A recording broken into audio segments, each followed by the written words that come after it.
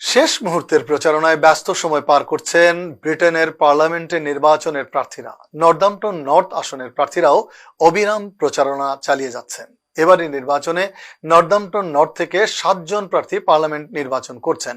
দর্শক, Northampton north আসনের নির্বাচনের খবর জানাচ্ছেন এম.এ. ফাত্তা চৌধুরী ফয়সাল। যুক্তরাজ্যের আসন্ন সাধারণ নির্বাচনকে কেন্দ্র করে জমে উঠেছে প্রচারণা। নর্থহ্যাম্পটন নর্থ আসনেও অবিরাম প্রচারণা চালিয়ে যাচ্ছেন প্রার্থীগণ। এদিকে প্রচারণার অংশ হিসাবে নর্থহ্যাম্পটন নর্থ আসনের প্রার্থী খালিদ রাজ্জাক গত শুক্রবার Northampton Saint George's Street Al Jamatul Muslimin ও বাংলাদেশ মসজিদ ও সংলগ্ন এলাকায় গণসংযোগ করেন। খালিদ রাজ্জাক জর্জ গেলওয়ের ওয়ার্কার্স পার্টি থেকে এবারের নির্বাচনে নর্থহ্যাম্পটন নর্থ আসনে প্রতিদ্বন্দ্বিতা করছেন। এ সময় তিনি বাংলাদেশি সহ বিভিন্ন কমিউনিটির মানুষের কাছে তাদের নির্বাচনী ম্যানিফেস্টোর উল্লেখযোগ্য দিকগুলো তুলে ধরে তাদের সমর্থন আদায়ের চেষ্টা করেন।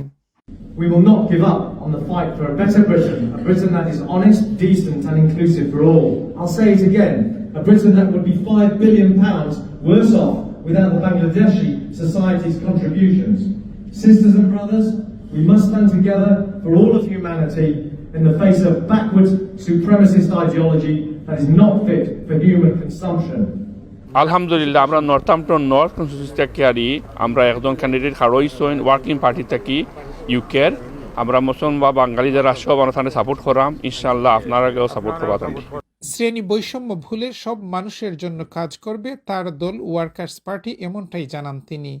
তাছাড়া ফিলিস্তিনের গাজার নির্যাতিত মানুষের পক্ষেও অবিরাম কথা বলে যাচ্ছেন Mohammad Khalid Razzak. We must continue to fight for a world where Palestine is free from occupation, where genocide is not tolerated, and where wars of expansion are a relic of the past. We must use our taxes to improve our NHS, our education system, our infrastructure. We must stop supporting apartheid. এবারের নির্বাচনে Northampton north আসনে 7 জন প্রার্থী প্রতিদ্বন্দ্বিতা করছেন। Reform UK থেকে Antonio, Green Party থেকে Ishar Basan, Conservative থেকে Dan Bennett, Independent থেকে পল ক্লার্ক, লিবারেল ডেমোক্রেট থেকে ক্রিস লেগেট, ওয়ার্কার্স পার্টি থেকে খালিদ রাজ্জাক এবং লেবার পার্টি থেকে Lucy Rigby. M A. Fatta Chowdhury Faisal, NTV Europe News, Northampton.